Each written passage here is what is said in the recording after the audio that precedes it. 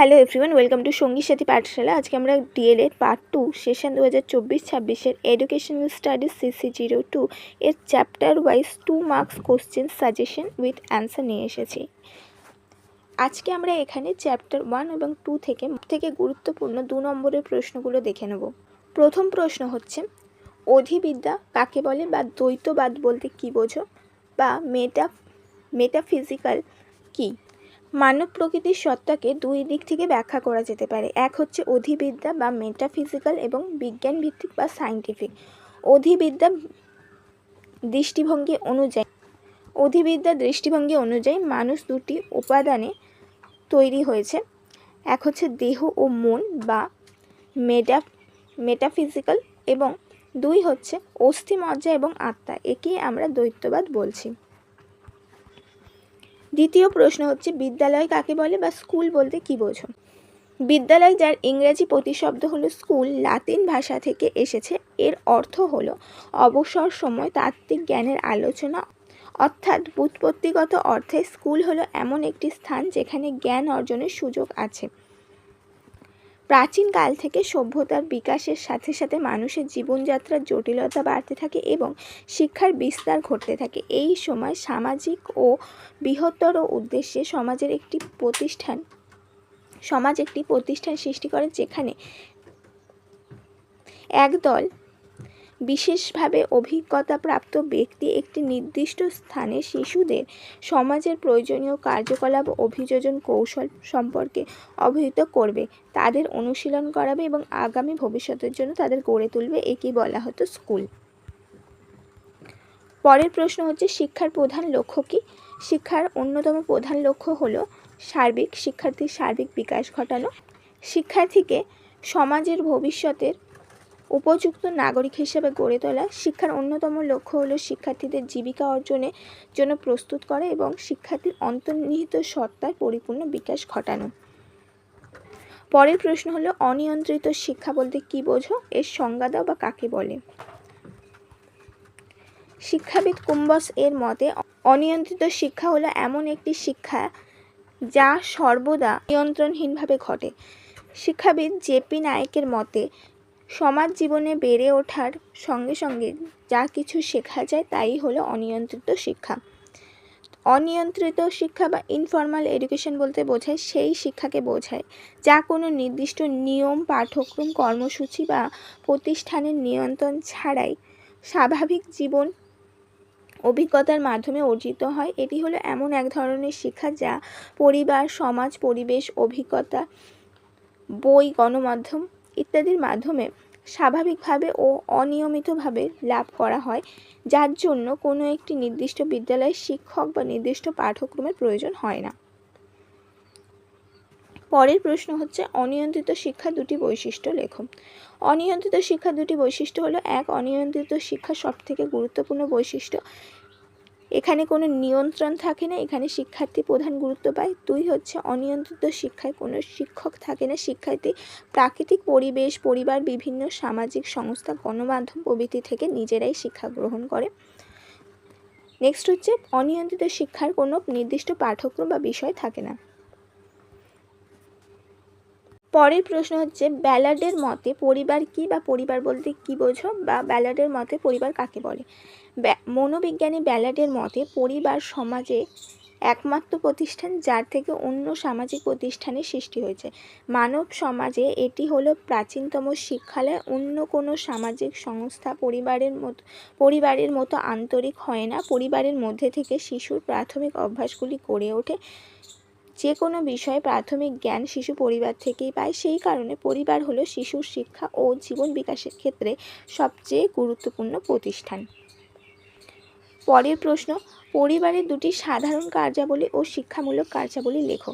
পরিবারের দুটি সাধারণ কার্যাবলী হলো, এক, শিশুকে দৈহিক নিরাপত্তা দান, শিশুর জৈবিক চাহিদা অর্থাৎ খাদ্য, বস্ত্র, বাসস্থান, পরিচর্যা, বিশ্রাম, সক্রিয়তার সহায়তা দান ইত্যাদি করে।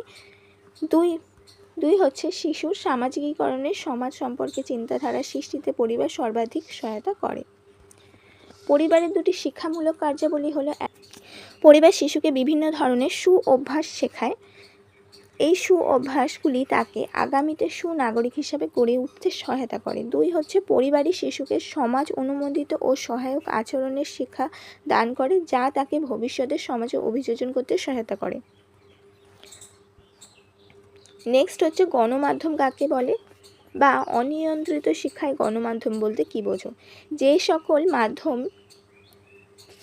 সকল মাধ্যমের মাধ্যমে সমাজের বৃহৎ সংখ্যক মানুষের কাছে সংবাদ, তথ্য, শিক্ষা ও বিনোদন প্রচার করা হয় তাকেই আমরা গণমাধ্যম বলি বা তাকে গণমাধ্যম বলে। যখন মানুষ টিভি, রেডিও, সংবাদপত্র বা ইন্টারনেটের ব্যবহার করে এবং দেখে, তখন তারা নিজেরাই বিভিন্ন বিষয়ে নিজেদের সজ্ঞানে বা অজান্তেই শেখে। তখন সেটি অনিয়ন্ত্রিত শিক্ষায় গণমাধ্যমের ভূমিকা হয়ে ওঠে। গণমাধ্যমের উদাহরণ হলো সংবাদপত্র, radio, television, social media, internet ইত্যাদি। নেক্সট হচ্ছে অনিয়ন্ত্রিত শিক্ষার দুটি সীমাবদ্ধতা লেখো। অনিয়ন্ত্রিত শিক্ষার দুটি সীমাবদ্ধতা হলো: 1. নির্দিষ্ট পরিকল্পনা ও পাঠ্যক্রমের অভাব থাকে। কোনো নির্দিষ্ট সিলেবাস, পাঠ্যক্রম, পাঠ্যসূচি, নিয়ম না থাকায় শেখার বিষয়গুলি সুসংগঠিত হয় না। 2 হচ্ছে শিক্ষার মান ও সঠিকতা নিশ্চিত হয় না।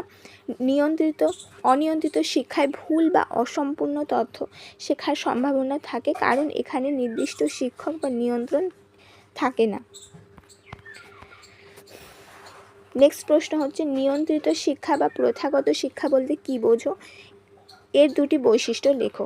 নিয়ন্ত্রিত শিক্ষা বা প্রথাগত শিক্ষা হলো সেই শিক্ষা যা নির্দিষ্ট নিয়ম, পরিকল্পনা, পাঠ্যক্রম, সময়সূচি এবং শিক্ষা প্রতিষ্ঠানের মাধ্যমে শিক্ষক দ্বারা পরিচালিত হয়।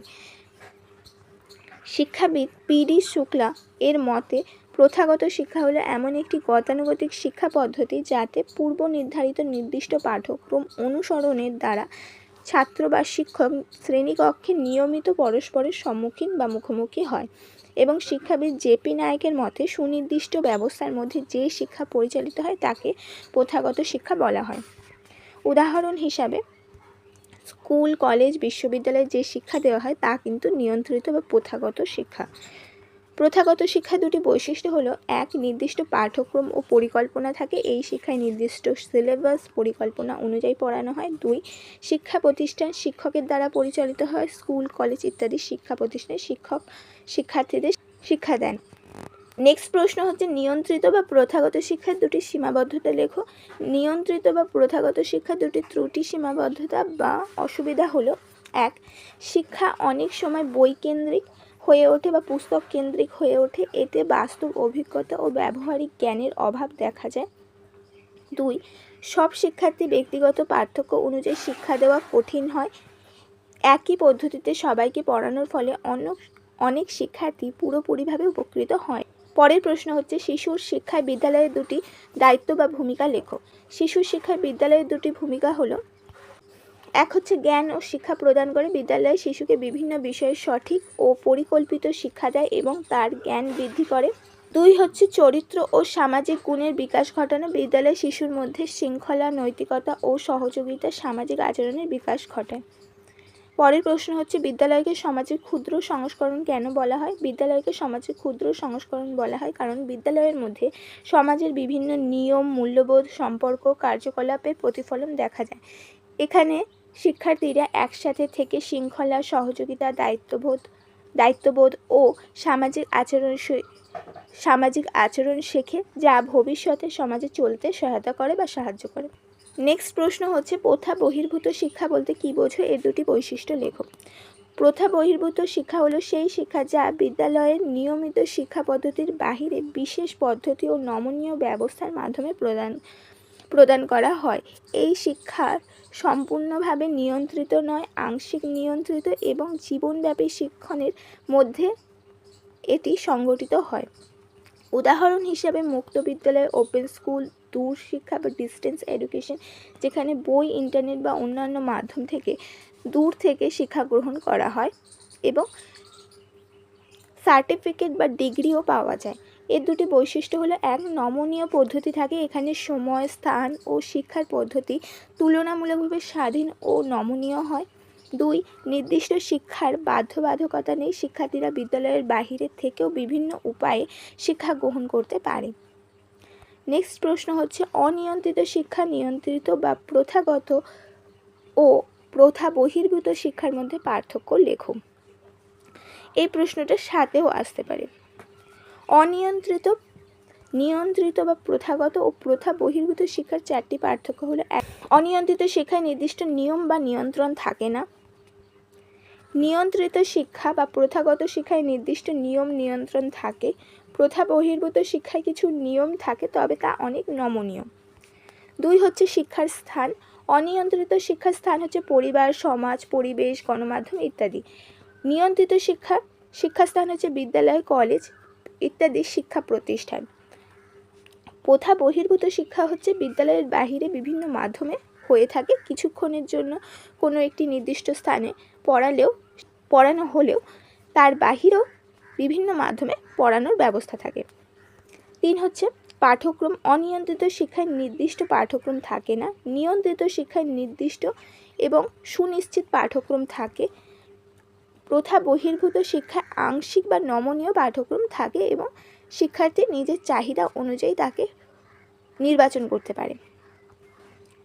4 হচ্ছে শিক্ষাদানের পদ্ধতি। অনিয়ন্ত্রিত শিক্ষায় স্বাভাবিক অভিজ্ঞতার মাধ্যমে মানুষ নিজের জীবনযাপনের মধ্যে দিয়ে শেখে।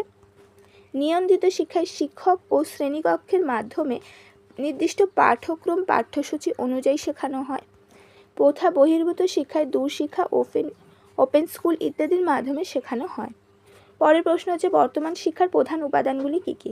শিক্ষার প্রধান 4টি উপাদান: 1 শিক্ষার্থী, শিক্ষক, শিক্ষার বিষয় বা উপায় বা যাকে আমরা পাঠ্যক্রম বলি, এবং 4 হচ্ছে শিক্ষার পরিবেশ বা বিদ্যালয়। পরের প্রশ্ন হচ্ছে পাঠ্যক্রম কাকে বলে? পাঠ্যক্রম হলো শিক্ষার সেই পরিকল্পিত বিষয়বস্তু, কার্যক্রম ও অভিজ্ঞতার সমষ্টি যা বিদ্যালয়ের শিক্ষার্থীদের শেখানোর জন্য নির্ধারণ করা হয়। সহজভাবে বিদ্যালয়ের শিক্ষার্থীরা যে বিভিন্ন বিষয়, কার্যকলাপ ও অভিজ্ঞতার মাধ্যমে শিক্ষা লাভ করে সেই সামগ্রিক ব্যবস্থাকেই আমরা পাঠ্যক্রম বলছি। নেক্সট হচ্ছে শিক্ষায় শিক্ষকের ভূমিকা বা শিক্ষার্থীর শিক্ষায় শিক্ষকের ভূমিকা লেখো। শিক্ষায় শিক্ষকের ভূমিকা বা শিক্ষার্থীর শিক্ষায় শিক্ষকের ভূমিকা হলো: 1 জ্ঞান প্রদান করা। শিক্ষক শিক্ষার্থীদের বিভিন্ন বিষয় সম্পর্কে সঠিক জ্ঞান প্রদান করে। 2 শিক্ষার্থীদের সঠিক নির্দেশনা ও দিক নির্দেশনা দেওয়া। শিক্ষক শিক্ষার্থীদের সঠিক পথে পরিচালিত করে এবং তাদের সমস্যার সমাধান করে। 3 হচ্ছে চরিত্র গঠন ও মূল্যবোধের বিকাশ ঘটানো। শিক্ষক শিক্ষার্থীদের মধ্যে নৈতিকতা, শৃঙ্খলা ও সামাজিক গুণাবলীর বিকাশ ঘটান। শিক্ষায় আগ্রহ সৃষ্টি করা। শিক্ষক শিক্ষার্থীদের পড়াশোনায় উৎসাহিত করেন এবং শেখায় আগ্রহ বাড়ান। নেক্সট প্রশ্ন হচ্ছে শিশুকেন্দ্রিক শিক্ষা কাকে বলে? যে শিক্ষা ব্যবস্থায় শিক্ষার কেন্দ্রে শিক্ষার্থী বা শিশু অবস্থান করে, তার জন্য প্রয়োজনীয় উপকরণগুলি স্বাধীনভাবে গ্রহণ করতে পারে, বহুমুখী পরিবেশে অভিযোজনের ক্ষমতা লাভ করতে পারে, শিক্ষার্থীর চাহিদা, আগ্রহ ও প্রয়োজনীয়তার উপর গুরুত্ব দেওয়া হয়, শিক্ষার্থীর শারীরিক, মানসিক, সামাজিক, প্রাক্ষবিক, নৈতিক ও নান্দনিক গুণাবলী অর্জন করতে পারে, তাকে বলা হয় শিশুকেন্দ্রিক শিক্ষা। শিক্ষায় শিক্ষার 4 উপাদান পারস্পরিক সম্পর্ক লেখো। শিক্ষা হলো বিভিন্ন উপাদানের সমন্বিত রূপ, অর্থাৎ শিক্ষা সমান সমান শিক্ষার্থী যোগ শিক্ষক যোগ পাঠ্যক্রম যোগ শিক্ষালয় বা পরিবেশ বা বিদ্যালয়। শিক্ষার এই উপাদানগুলি বিচ্ছিন্নভাবে কাজ করে না। প্রতিটি উপাদান একে অপরের সাথে সম্পর্কিত এবং তাদের মধ্যে সর্বদাই মিথস্ক্রিয়া বা ইন্টারাকশন ঘটে। শিক্ষক পাঠ্যক্রম অনুযায়ী শিক্ষার্থীদের শিক্ষা দেন, শিক্ষার্থী সেই শিক্ষা গ্রহণ করে এবং এই পুরো প্রক্রিয়াটি শিক্ষালয় বা বিদ্যালয় বা শিক্ষার পরিবেশের মধ্যে সম্পন্ন হয়। অতএব বলা যায় এই উপাদানগুলি পারস্পরিক সমন্বয় ও মিথস্ক্রিয়ার মাধ্যমে শিক্ষা সম্পূর্ণ হয়। এই ছিল আজকে তোমাদের ফার্স্ট চ্যাপ্টার ও সেকেন্ড চ্যাপ্টার থেকে গুরুত্বপূর্ণ 2 নম্বরের প্রশ্ন। এর মধ্যে 1-2টি আমরা 7 নম্বরের পার্ট প্রশ্ন আছে, যেগুলো তোমাদের পরীক্ষায় অবশ্যই আসতে পারে।